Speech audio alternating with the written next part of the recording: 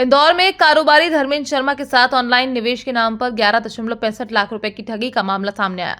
खुद को नीना शर्मा बताने वाली एक युवती ने कॉल कर नियम विनियम कैप्टन प्राइवेट लिमिटेड नामक वेबसाइट पर निवेश करने का झांसा दिया था। शुरुआत में छोटी रकम पर मुनाफा मिलने और पैसा वापस आने से धर्मेंद्र का भरोसा बढ़ा और उसने लाखों का निवेश कर दिया, लेकिन बाद में न तो पैसे निकले और न ही युवती का संपर्क हुआ। एक कारोबारी है जिसके साथ एक इन्वेस्टमेंट फ्रॉड की घटना सामने आई है, साइबर फ्रॉड हुआ है और उसका नाम जो कि परिवर्तित है धर्मेंद्र शर्मा उसका नाम है। और उसके पास व्हाट्सएप पर एक मैसेज आया एक लड़की का जिसने अपना नाम नैना शर्मा बताया और ये बोला कि आप इन्वेस्टमेंट करिए तो आपको प्रॉफिट मिलेगा, लेकिन उसने बिल्कुल भी विश्वास नहीं किया। तब जाकर उसने वेरेनियम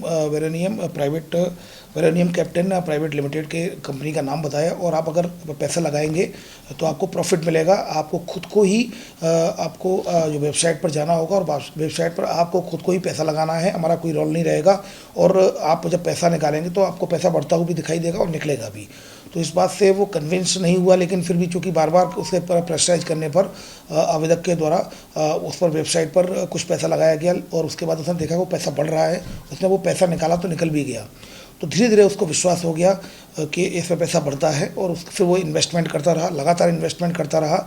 और जब कुल जो रकम हो गई इसकी 54 लाख, तब उसको लगा कि अब मैं इसको निकालूं। जैसे ही वो निकालने के लिए गया तो फिर वो निकले नहीं और फिर उसने कांटेक्ट करने की कोशिश की नैना शर्मा से, तो मोबाइल उसका बंद था। तो उसकी समझ में आके फ्रॉड हो गया है। तो साइबर फ्रॉड की यहाँ पर एनसीआरबी पोर्टल 1930 पर कंप्लेंट रजिस्टर कराई जाकर सारे अकाउंट्स को ब्लॉक कराया गया जिसमें अकाउंट में पैसे गए थे। और उसमें अभी कल तक की स्थिति में कुल मिलाकर 11,65,000 रुपये इसके वापस करा दिए गए हैं फरियादी के माननीय न्यायालय के माध्यम से। और इसमें लगातार जो अकाउंट्स फ्रीज कराए गए हैं उनसे जो उसके जो पैसा गया है उसको रिकवरी के प्रयास लगातार जारी रहेंगे।